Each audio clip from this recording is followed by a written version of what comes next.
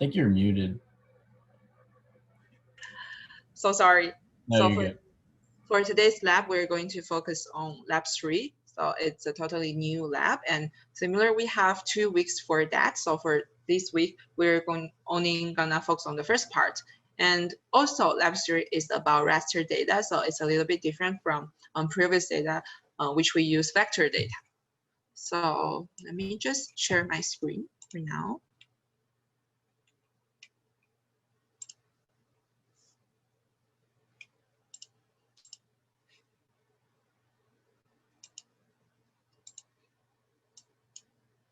Okay. Can you see my screen for now, the Lab3 assignment? Yes. Okay, so the title for Lab3 assignment is tornado chasing. So basically in this lab, we will analyze locations of tornadoes in Georgia from 1980 to 2018 using the data from National Land Cover Database, which is NLCD data. So the NLCD uses satellite data to identify land use types across the county. NLCD data is a raster file. So raster file is a little bit different from vector data. Vector data, we use coordinates to represent point, lines, and polygons. And because we're using coordinates, we usually emphasize on the boundary information in vector file. And in raster data, instead of using specific coordinates, we use uniform sized pixels or cells to represent the locations information in geographic data. So because it's cells, so we in raster data, we usually focus more on the rather than boundary, we usually focus more on the inside the field of the geographic feature. So yeah, that's about raster data. And also for the lab format, this lab is a little bit different from previous lab. So in lab 0, lab 1, and lab 2, we provided really detailed step-by-step instructions on each on the lab. But in this one, it's different. We are only gonna provide the general steps you need to accomplish. So sometimes you might need to Google or seeking other resources to figure out the way to finish the labs. And Google is always our best friend. And yeah, frustration is a normal part of the process, and it's definitely normal with GIS softwares and GIS analysis. So just be patient for this lab. And preparation, software, and the data. So in this lab, we have 3 data. The first, the NLCD 2016 data in Georgia. The 2016 data is the latest NLCD data we can get for now, and we've extracted only the Georgia study area, and then we have a CSV file of tornadoes in Georgia from 1980 to 2018. So this CSV file is similar to our 420 class location file. It has coordinate information for the starting point and ending point for each tornado. And also we have a geo-package file of Atlanta metropolitan statistical area counties. So basically this is the boundaries of each Atlanta MSA county. So this is a vector file. And also for the software, we are going to use QGIS for Lab3. So you guys should be already familiar with QGIS. And the lab structure, your goal in this lab is to calculate the percentage of tornadoes in Georgia that originated in urban or developed areas during the study time period. And to finish that goal, we have 5 steps. First, load the NLCD dataset. the raster data, and the tornado data, the CSV data. And second, we will use the sample raster values tool to identify the land cover type for each tornado's origin point. And third, we are going to calculate the percentage of tornadoes in areas designated as developed in the NLCD.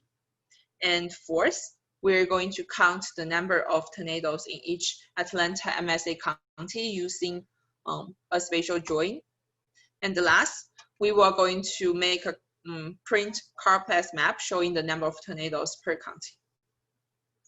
So first, let's just download the data. So if you go to ELC under Lab3, we have, we mentioned we need to download 3 data, but I just want to mention for now, you need to download the tornado CSV data, the Atlanta MSA counties, but for the NLCD data, download the one with updated, because the previous one has some issue, so download this one, the NLCD 2016 Georgia update. So download the updated NLCD data, the MSA, Atlanta MSA County geo package. Oops.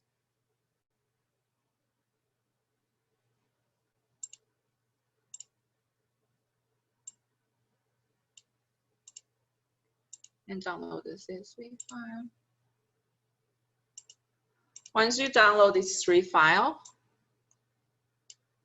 just move it to your own folder.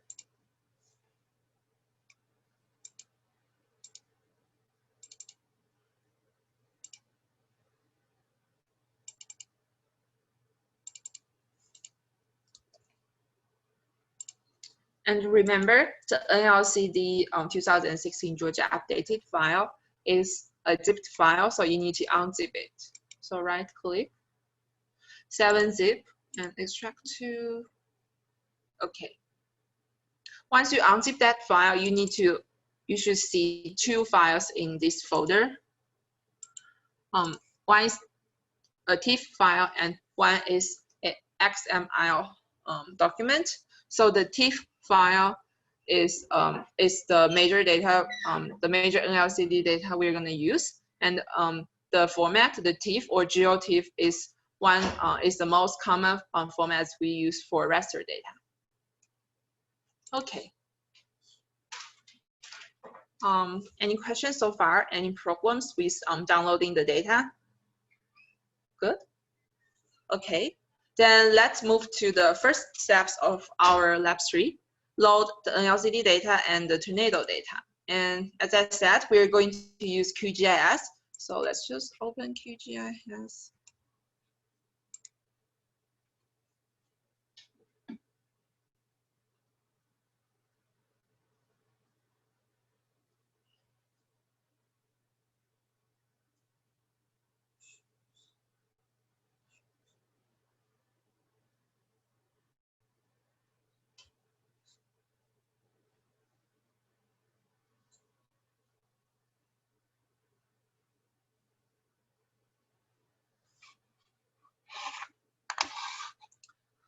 So once you open the QGIS, first let's load the NLCD data. So click Layer, click Add Layer, and then click Add Raster Layer, because that layer is raster layer.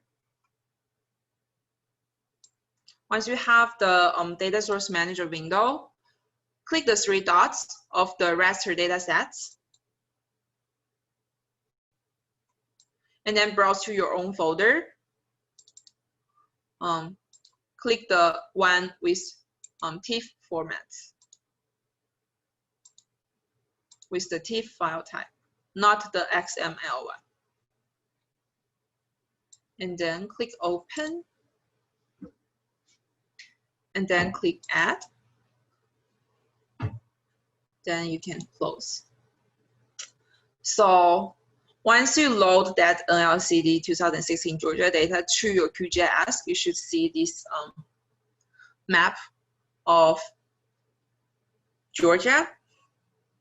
But now if you take a look of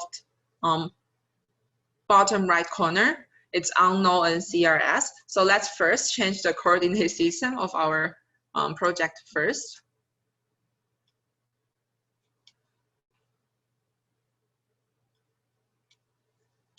So in the tutorial, it says change your projection to UTM zone 16N, and the CRS number is 32616. So let's just click that, click the bottom right corner, and then we search for the coordinate system 32616.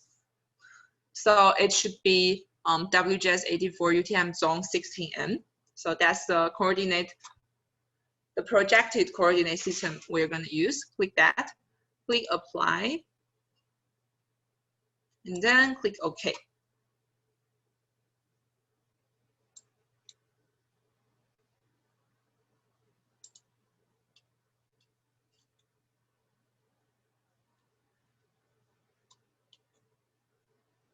So once we set the correct coordinate system, let's take a closer look at this raster data.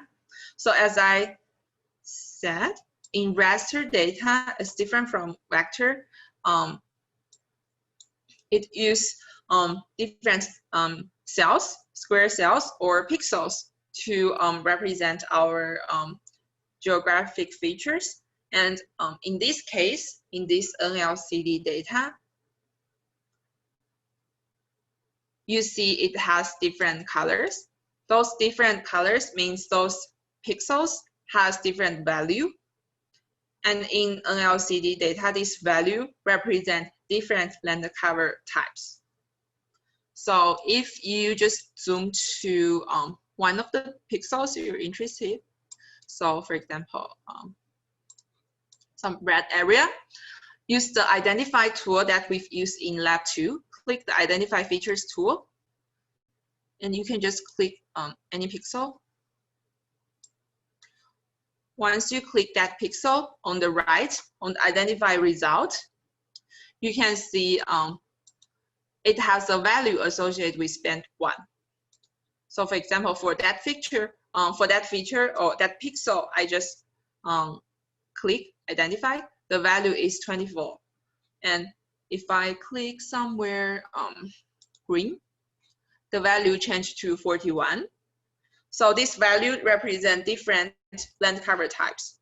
And what does how can we tell which land cover type it is from the value?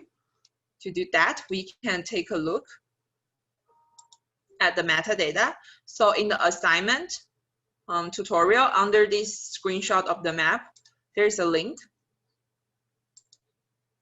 It shows the legend of this map. So here, it has the description for each pixel value. For example, here pixel value 11 is shown in blue in our NLCD data, and it means it's open water. So areas in that place, in that pixel is open water. And if it's 21, it's developed area, open space developed area. And remember, the first pixel we identify has value 24, so it's high intensity developed area. So it could be some urban areas. And also we have the green pixel we identify has value 41. And what is 41? 41 is deciduous forest. So the pixel, the place I just identified is deciduous forest. So this is how NLCD works. And any questions so far? This is about NLCD data. Okay, then we're going to import or load our tornado data. So it's a CSV file. It's similar to our 420 locations data. We have the coordinate information for the starting point of each tornado and the ending point for each tornado. But in this lab, we're only going to focus on the starting point, the starting longitude and latitude. So we will load that. Go to QGIS, go to layer, click Add Layer, and then click Add Delimited Text Layer. Click the 3 dots under File Name. Just browse to your own folder. Click the CSV file, the Tornadoes, Georgia, 1980-2018. Click Open. For the geometry definition, this CSV file do have point coordinates, so make sure you check the point coordinates. And for the XY field, as I said, we only focus on the starting point of each tornado. So the X and Y field should be the S long and S lat. And when you load it, it should be already automatically filled in. So, and then you just click Add, and then close. Now let's zoom back to the full extent. So if you zoom back to the full extent of Georgia, you should see those points, those little circles represent the starting points of tornadoes from 1980 to 2018 in Georgia. So where the tornadoes originated.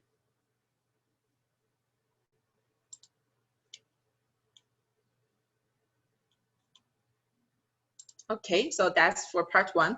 Load the NLCD data and as well and our tornadoes data. Any questions so far? Good. Then we're going to finish our second step. Use the sample raster tool to identify the land cover type for each tornado's origin point. So in this part, we're going to identify what land type is present at each tornado's origin. We will need to do so. We will need to use the sample raster value tool for each point. This will detect what the value of the NLCD data layer is at each point location and join that value to the point data. So basically, as I said, so just to make it, now my point is in yellow. I just want to make it to another color so it's more visible. And I will increase the size to maybe 6. Black. Okay. So now the tornado point is more big. So for example, let's just find any random points here. So these tornado points originated in this area. I want to know what is the land cover type for that tornado origin point. And if I use the identify tool,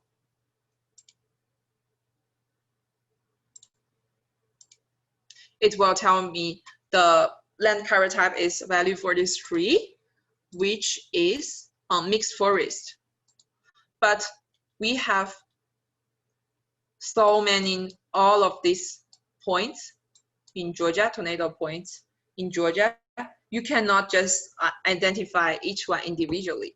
To do so, we will use the sample raster value tool in the processing toolbox provided by QGIS. So let's do that. So I will close the identify results. To open up the processing toolbox, go to processing, click toolbox.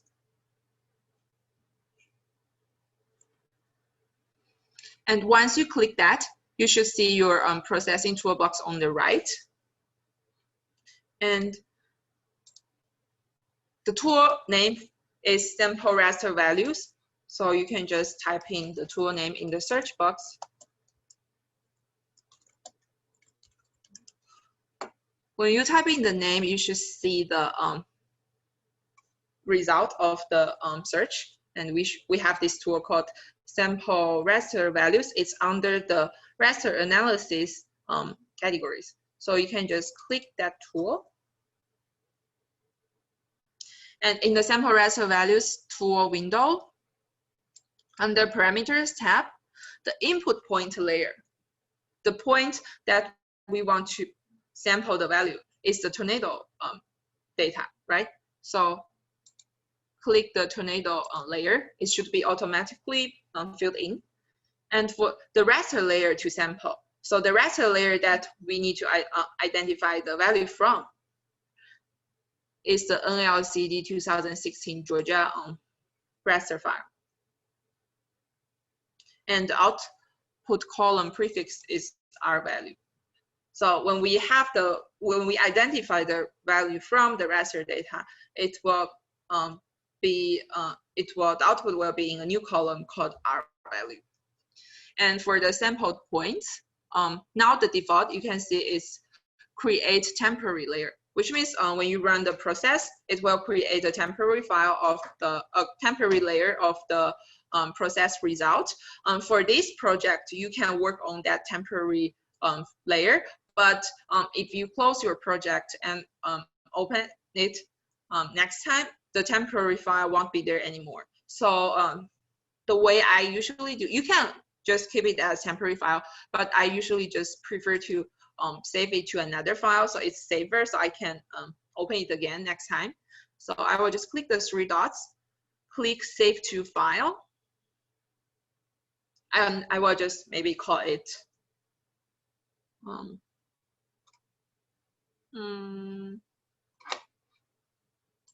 I will call it tornadoes sampled, because this tornado file will have the sampled raster value. And I will just save it as geo package, and then you click Save.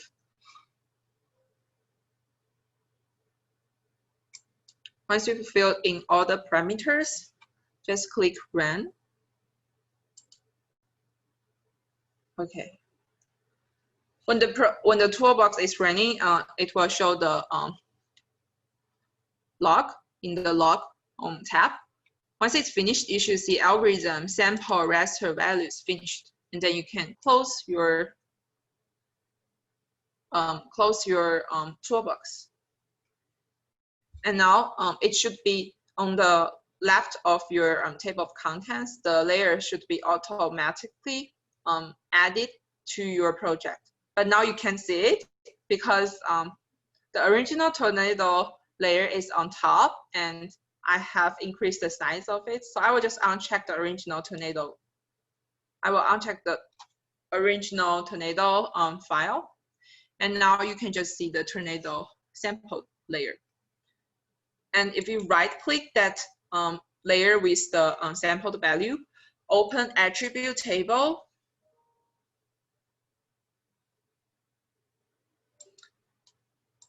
you can see the original fields of that layer. But if you scroll to the right, you will see a column called R value _1. And here for that column, it shows the corresponding raster value for each tornado point. And based on those raster value, you know the land cover type for each original for each tornado origin point. So that's the sample raster values part.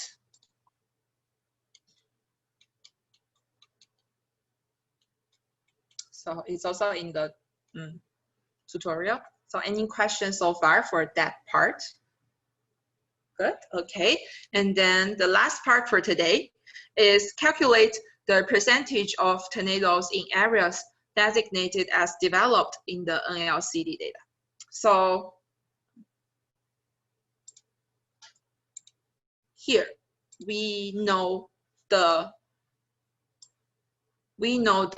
underlying raster value for each tornado origin point, which means we know the land cover type for each tornado origin point. But in this step, we want to know how many of them, or the percentage of them, of the tornadoes that is originated in a developed area. So the value for developed area is here. So it's from 21 to 24. So 21, 22, 23, and 24. So to calculate that percentage, we will need two numbers. First is the total number of tornado points, right? And the second number is the count of tornadoes with the sampled raster value 21 to 24, right? And then we use the second number divided by the first number, then we can have the percentage. Any questions so far? Okay. To get the total number or the total observations in our tornado data set is easy. So if you open the attribute table, on the top, in the attribute table name, you should see the total number is 1109, which means we have around 1,000 tornado points. And if you just scroll the attribute table to the bottom, you can also see we have a total of 1109 points. So that's the total number. So we've got our first number. And next, we need to identify how many of these points that their raster value is between 21 to 24, right? And to do so, we will use a filter tool in QGIS. So this tool will filter your data based on the code or the criteria you input and only show the filtered result in the attribute table. So let's go back to QGIS and let's close the attribute table for right now. So to use the filter tool, click the layer that you have the sampled values, the sampled raster values. Right click that layer, click filter.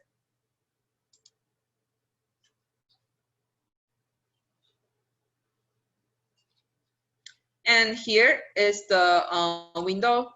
You can build your query to you write the code of your criteria. And in the tutorial, in the Google Doc tutorial, Dr. Shannon already provided an example, shows how to do the filter or the query for tornadoes origin points with codes 21 and 22. So here is a screenshot. So in the code, he input R value 1 equals to 21 or R value 1 equals to 22. And because in this lab, we are interested in tornado origin points with raster value 21, 22, 23, 24. Those four numbers, which are the developed areas.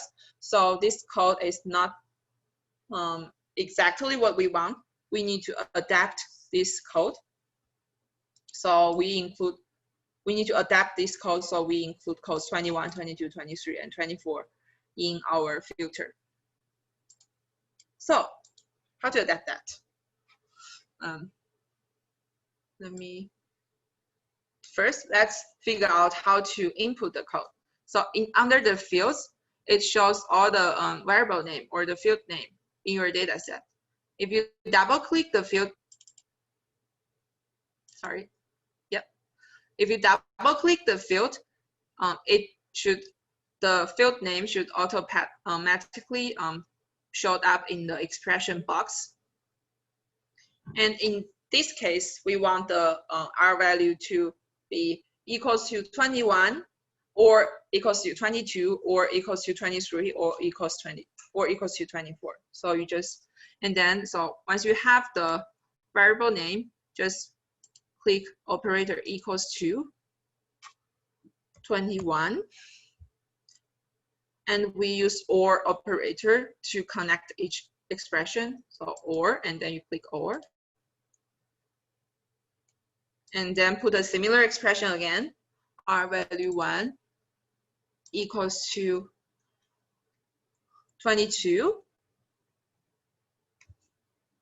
And then similar, click the OR operator again. R value 1 equals to 23. And then you also need to include the OR for 24. But for demonstration issue, I will just filter for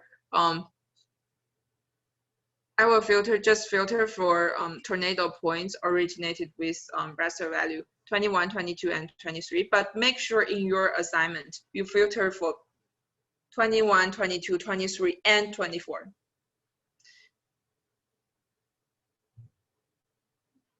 And then you can test whether the filter expression works. So you can click test. Once you click the test, it shows the where clause returned 252 rows, which means our expression works. There's no error in our expression, and the number of filtered result is 252, which means I have 252 tornadoes arranging in areas with NLCD code 21, 22, and 23. But your result should be a different number. So now we have, once you apply the filter tool, we got the second number we want to calculate the percentage. Now you can just click OK. And then you can just click OK again. So once you apply those filters, if you right click your layer again, open attribute table. Now the attribute table will only show the filtered result. So if you scroll down, it only have 252, the filtered result I have. All those tornadoes, their NLCD value is between 21 and 23. Yours should be a different result. And also it's shown on the title of this attribute table. The total is 200. So you just use this number divided by the total number of tornadoes. Then you can get the percentage of tornadoes in areas designated as developed in the NLCD. That's one way to do the filter expression. There's also another way. So I will just show it really quickly. So in the filter box, in the first method, we use the OR operator. You can also use the AND operator because the range of the value we want is between 21 and 24. So you can also use AND operator to do that. And in this case, we will use the less or equal to or greater or equal to. So the R value 1 should be greater or equal to 21. And it should be less or equal to 24, right? But for demonstration issue, I will use 23 instead. And then you can do the test again. It gives us the same result, right? So this is just another way to do the filter expression. Yep, and that's it. So now with the two numbers, with the total number and the second number of tornadoes originated in developed area, you can calculate the percentage. And remember to write down this percentage because finally we're gonna need it in our lab deliverables.